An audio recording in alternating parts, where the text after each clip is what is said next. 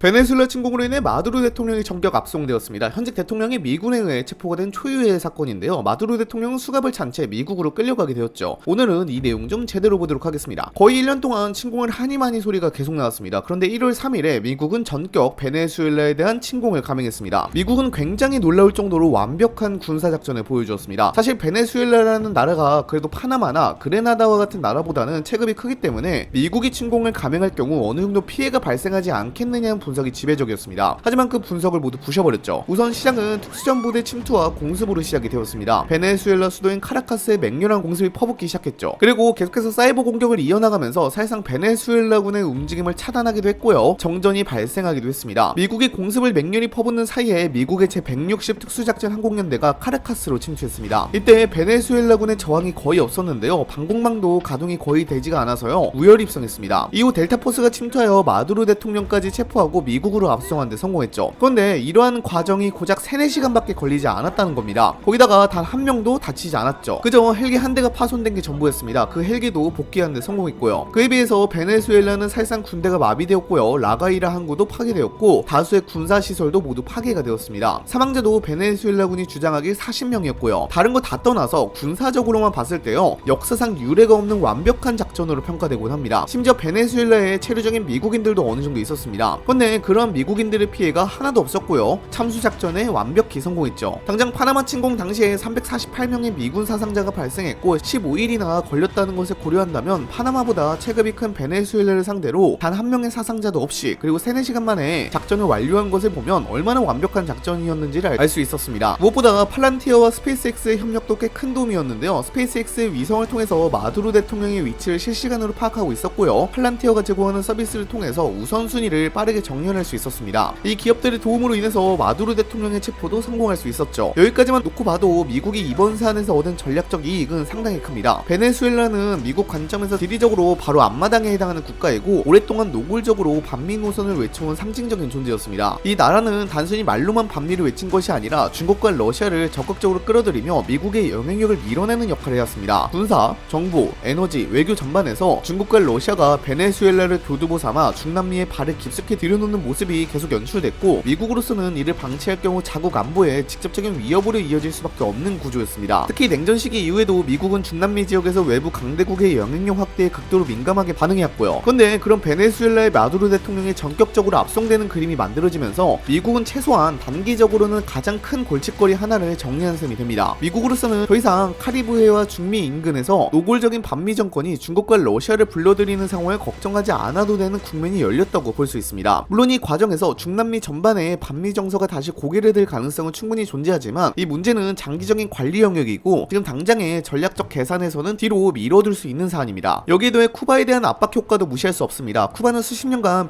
베네수엘라로부터 사실상 거의 무료에 가까운 조건으로 석유를 공급받아왔고 이 에너지 지원이 쿠바 체제를 지탱하는 핵심 축 중 하나였습니다. 현재 쿠바 경제는 구조적으로 붕괴 직전 상황에 놓여있고 외화 부족과 에너지 위기가 동시에 겹치면서 사회 전반이 극심한 압박을 받고 있습니다. 그런데도 쿠바가 버텨올 수 있었던 배경에는 베네수엘라의 지원이 있었는데 만약 베네수엘라가 친미 성향의 정권으로 전환된다면 이 지원은 언제든지 중단될 수 있습니다. 그렇게 되면 쿠바는 단기간 내에 감당하기 어려운 수준의 충격을 받게 될 가능성이 높고 이는 쿠바 체제 자체를 흔드는 요인으로 작용할 수 있습니다. 미국으로서는 직접적인 군사 개입이나 제재 강화 없이도 쿠바를 압박할 수 있는 카드가 하나 더 생기는 셈입니다. 그리고 중국 문제도 빼놓을 수 없습니다. 베네수엘라 석유 수출의 상당 부분 대략 90%를 훌쩍 넘는 물량이 중국으로 향하고 있다는 점은 미국으로서는 결코 가볍게 넘길 수 없는 사안이었습니다. 중국은 베네수엘라에 막대한 자금을 빌려주고 그 대가로 석유를 장기간 안정적으로 확보해왔는데 이는 중국의 에너지 안보와 직결된 문제였습니다. 만약 베네수엘라 정권이 교체되고 미국의 영향력이 강해진다면 이 석유 흐름은 언제든지 조정되거나 차단될 수 있는 상태가 됩니다. 당장 트럼프 대통령도 이를 마치 놀리듯이 말하기도 했는데요. 트럼프 대통령은 트루스 소셜을 통해서 베네수엘라의 석유는 미국 회사가 관리할 것이라고 밝혔는데 이 과정에서 중국에도 수출할 테니까 걱정하지 말라고 말했습니다. 이는 트럼프 대통령이 베네수엘라의 석유가 중국으로 향하고 있다는 것을 알고 있다는 뜻입니다. 그리고 중국의 에너지 전략에 직접적인 타격을 줄 수 있고 동시에 미국은 중남미에서 중국의 영향력을 크게 약화하는 효과를 얻을 수 있다는 것도 알고 있다는 뜻이죠. 결국 미국은 자신의 앞마당에서 반미 세력을 제거하면서 쿠바를 압박하고 중국의 에너지 수급까지 흔들 수 있는 다층적인 이익을 동시에 챙기게 되는 구조를 만들어낸 셈입니다. 이런 점들을 종합해보면 이번 사안은 미국 관점에서 외교, 안보, 에너지, 지정학적 측면에서 모두 유리한 결과로 이어질 가능성이 높다고 볼 수 있습니다. 문제는 바로 그 다음 단계입니다. 트럼프 대통령이 직접 밝힌 발언의 수위를 보면 이 사안이 결코 단기적인 군사작전으로 끝날 가능성이 낮다는 점이 분명히 드러납니다. 트럼프 대통령은 1월 3일 성명을 통해 안정적이고 적절하며 현명한 정권 이양이 이뤄질 때까지 미국이 베네수엘라를 운영하겠다고 밝혔고, 이는 사실상 베네수엘라의 주권을 일정 기간 미국이 관리하겠다는 의미로 해석될 수밖에 없습니다. 그는 베네수엘라 국민의 안녕을 전혀 고려하지 않는 또 다른 세력의 권력을 장악하는 상황을 용인할 수 없다고 언급하면서 미국은 이미 베네수엘라에 들어와 있으며 적절한 정권 이양이 이뤄질 때까지 떠나지 않겠다고 못 박았습니다. 이 발언을 종합해보면 미군 병력을 베네수엘라 인근 혹은 내부에 계속 주둔시키면서 새로운 정부가 자리 잡을 때까지 사실상 신탁 통치에 가까운 형태로 개입하겠다는 의지로 읽히는데, 바로 이 지점에서 불안 요소들이 급격히 커지기 시작합니다. 이번 작전은 군사적으로 보면 지나칠 정도로 완벽했고 침투부터 체포, 철수까지 흠잡을 데 없이 깔끔하게 마무리됐습니다. 하지만 역사적으로 미국이 이런 성공적인 군사작전 이후 민사작전과 그 운영 단계로 넘어갔을 때 어떤 결과가 나왔는지를 떠올려보면 마냥 낙관하기는 어렵습니다. 이라크와 아프가니스탄 사례만 봐도 초기 군사작전은 압도적인 성과를 냈지만 이후 정권 재건과 치안 유지, 정치적 안정화 과정에서 미국은 막대한 비용과 희생만 치른 채 결국 철수할 수밖에 없었습니다. 베네수엘라 역시 내부적으로 정치적 분열이 극심하고 경제는 붕괴 직전이며 무장 세력과 범죄 조직, 어느 정도 권력이 남은 세력에 복잡하게 얽혀있는 국가입니다. 거기다가 군 기능이 마비되긴 했지만요, 주요 베네수엘라 군 수뇌부는 건재한 상황이에요. 이런 상황에서 외부 세력이 개입해 질서를 관리하고 새로운 권력을 세우는 과정이 순조롭게 흘러갈 것이라고 단정하기는 어렵고, 오히려 예상치 못한 저항과 혼란이 장기화할 가능성도 충분히 존재합니다. 여기에 더해 중남미 전반에서 반미 정서가 다시 확산할 가능성도 무시할 수 없습니다. 베네수엘라 문제는 단순히 한 국가의 정권 교체를 넘어 미국이 다시 한번 중남미 국가의 정치에 직접 개입했다는 상징성을 갖게 됩니다. 이는 좌파 성향 정부나 반미 정서를 가진 세력에게 강력한 명분을 제공할 수 있고, 미국이 또다시 과거의 개입 외교로 돌아갔다는 인식이 퍼질 경우 중남미 전반에서 미국에 대한 반감이 커질 여지도 있습니다. 이런 흐름이 현실화한다면 미국은 단기적인 성과를 얻는 대신 장기적으로 더 큰 외교적 부담을 떠안게 될 수 있다는 분석도 나오고 있습니다. 미국 내부의 정치적 논란 역시 상당 기간 이어질 가능성이 큽니다. 이번 군사작전은 사전에 의회에 보고되지 않았고 작전이 종료된 이후에야 의회 통보가 이루어졌습니다. 이는 헌법상 전쟁 권한과 군사개입 권한을 둘러싼 오래된 논쟁을 다시 불러일으키는 요소입니다. 특히 민주당 내부에서는 강한 반발이 나오고 있는데, 과거 트럼프 행정부 스스로 베네수엘라에 대한 군사행동에는 의회의 승인이 필요하다고 밝혔던 전례가 있기 때문에 이번 결정은 더 큰 논란을 낳고 있습니다. 의회의 동의 없이 사실상 외국을 공격했고 또 통치를 선언한 것이 과연 정당한가를 두고 법적, 정치적 공방이 이어질 가능성이 높고, 이는 트럼프 대통령이 향후 국정 운영에도 부담으로 작용할 수 있습니다. 결국 이번 사건은 군사작전 자체의 성공과는 별개로 그 이후의 통치와 정치적 폭풍이 어디까지 번질지에 따라 평가가 완전히 달라질 수 있는 국면으로 들어섰다고 볼 수 있습니다. 그리고 여기서 한 가지 더 짚고 넘어갈 부분이 있습니다. 국제사회가 이 사안을 어떻게 받아들이느냐입니다. 미국의 설명과 달리 일부 국가, 특히 중국이나 러시아, 프랑스 같은 경우에는 이번 사태를 명백한 주권 침해이자 선례로 남을 위험한 사건으로 보고 있습니다. 만약 이 방식이 용인된다면 힘이 있는 국가가 마음만 먹으면 언제든지 타국의 정권을 무력으로 교체할 수 있다는 인식이 퍼질 수밖에 없고, 이는 국제질서 전반에 상당한 불안 요소로 작용할 가능성이 큽니다. 근데 그에 비해서 친미 국가들은 잘했다고 하고 있어서